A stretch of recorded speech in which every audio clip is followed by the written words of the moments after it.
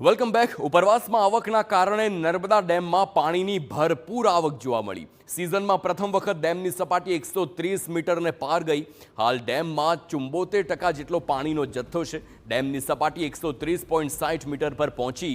ઉપરવાસમાંથી 67,000 cusec પાણીની આવક. કેનાલમાં 1637 ક્યુસેક પાણી છોડવામાં આવ્યું.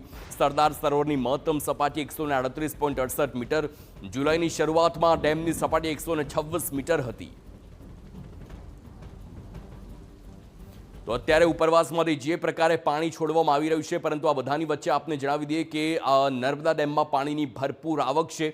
130 મીટરને પાર અત્યારે પાણી હોય અને 138.68 મીટર તેની મહત્તમ સપાટી, એટલે કે 8 મીટર જેટલી જે સપાટી બાકી છે ને ત્યારબાદ ડેમ છલોછલ ભરાઈ જશે.